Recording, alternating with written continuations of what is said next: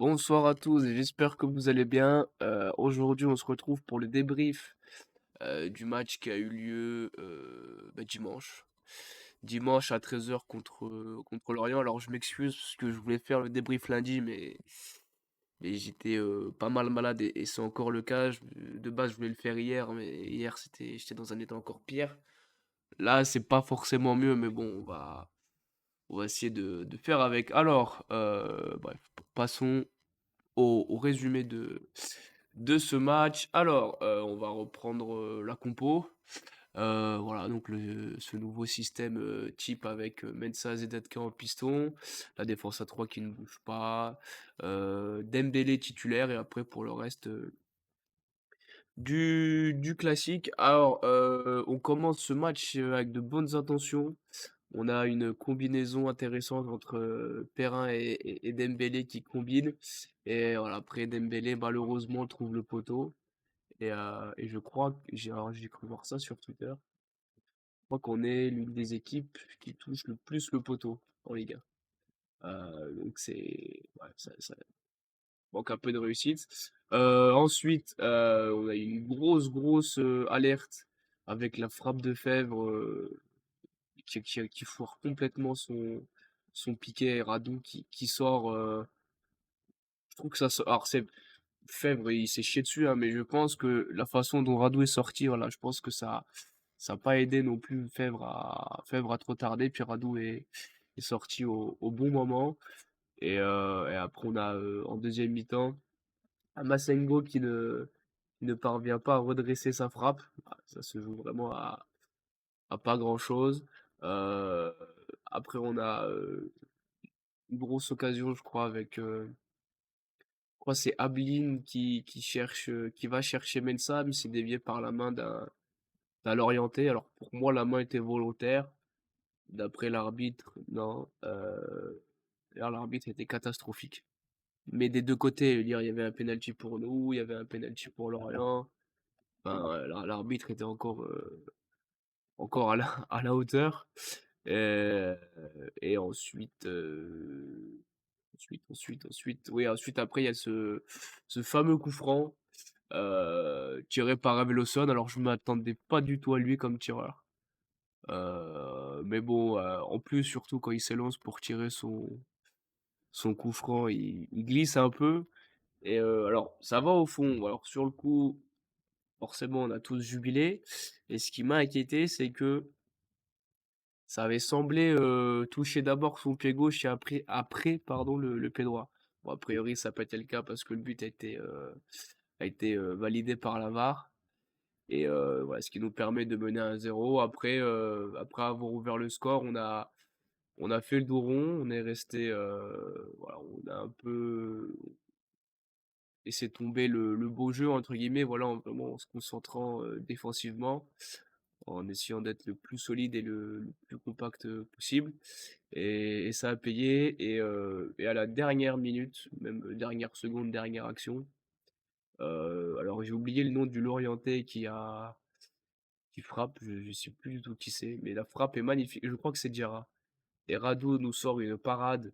Voilà, il nous sort une parade digne, aussi décisive qu'un but, parce que ben, son arrêt il vaut 3 points.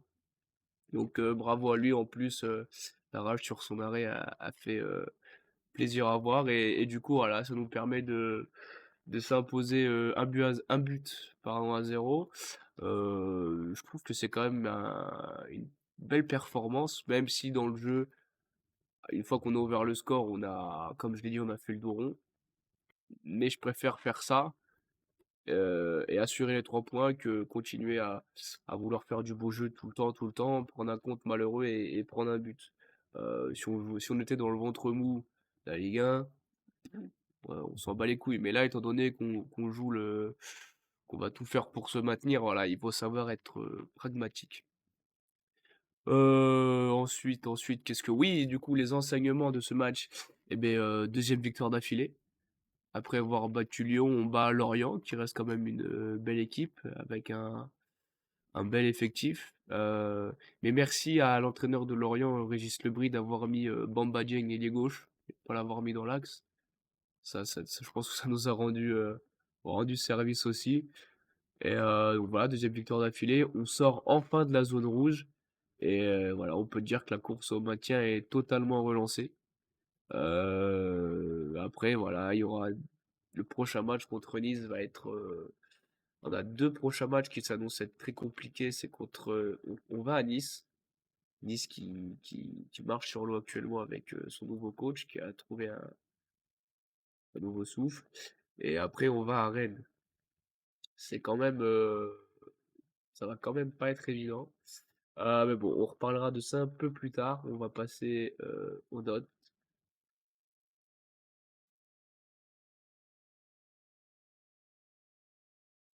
Ah non, excusez-moi, j'ai coupé le micro parce que j'ai une toux de pompier. Alors voilà, j'ai dû couper le micro au bon moment pour pas que vous ayez une toux sèche qui vous pète les oreilles.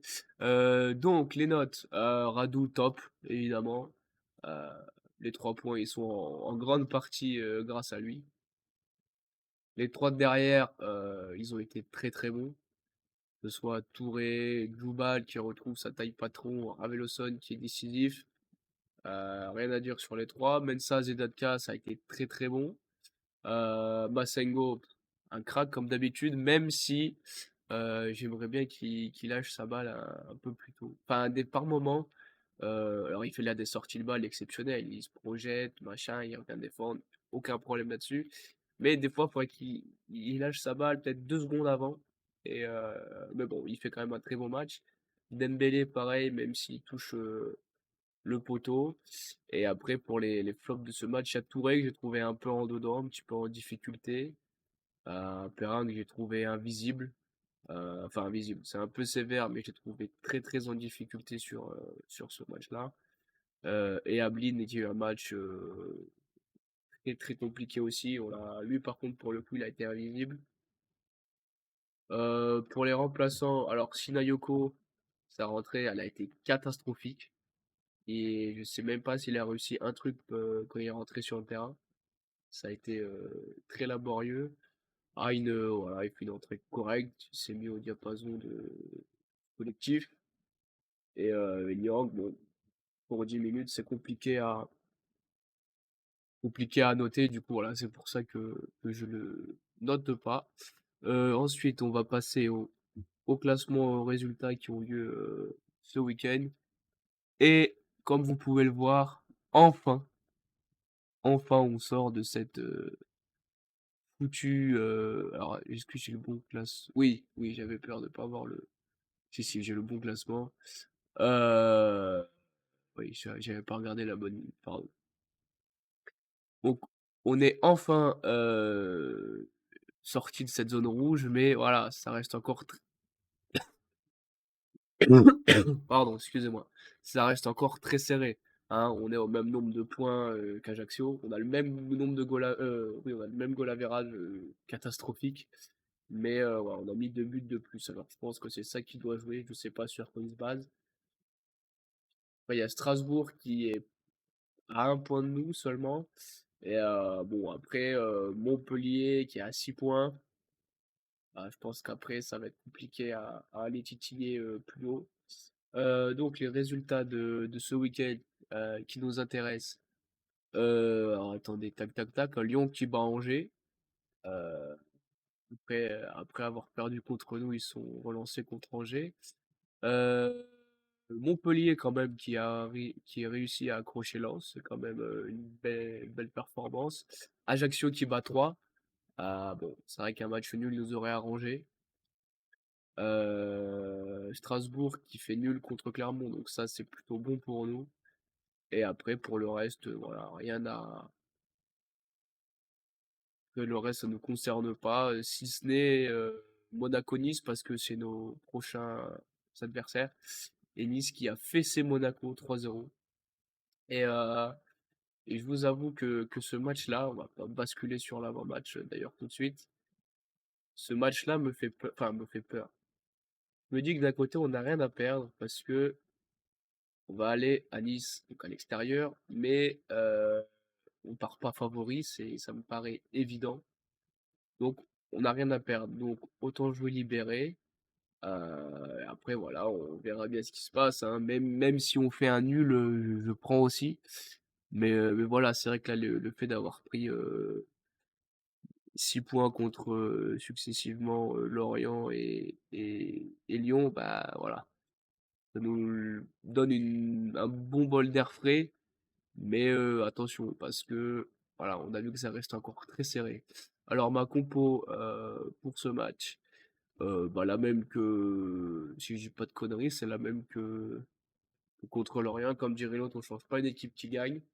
Voilà, alors Saki est sur le banc, mais j'ai écouté vite fait la conférence de presse de Pélissier, et Saki est blessé. Dacosta, je crois qu'il va être un petit peu court. Et je viens d'y penser, bon anniversaire à Mathias Autrette, parce que je crois, alors c'est une grosse connerie, mais il me semble que c'est son anniversaire. Faut voir sur le Twitter de la GIA que c'était son anniversaire. Donc voilà, la compo, hein, on reste dans du classique. Après, pour parler vite fait de Nice, ils ont un Terem Moffi en grande forme, qui est bien intégré à sa nouvelle équipe. Il aborde, ça va être très très compliqué à museler. Au milieu de terrain, on a du Kefren Tura, Micham Boudaoui, Aaron Ramsey. C'est quand même plutôt pas mal. Et puis en défense, on a Dante Todibo et le petit Lotomba côté droit. Donc voilà, il y a. Et même sur le banc, hein, je regarde là par exemple le match face à Monaco. Sur le banc, ils ont Diop, Barclay, Bilal Brahimi, Beka Beka. Donc Pablo Rosario aussi. Donc voilà, ça reste un très très bel effectif. Voilà, Nice qui, si pourquoi pas, fait un parcours presque sans faute, pourrait titiller les places européennes. Voilà, Rennes qui est européen et est à 46 points. Nice est à 5 points derrière. Donc bon, voilà, ça va se jouer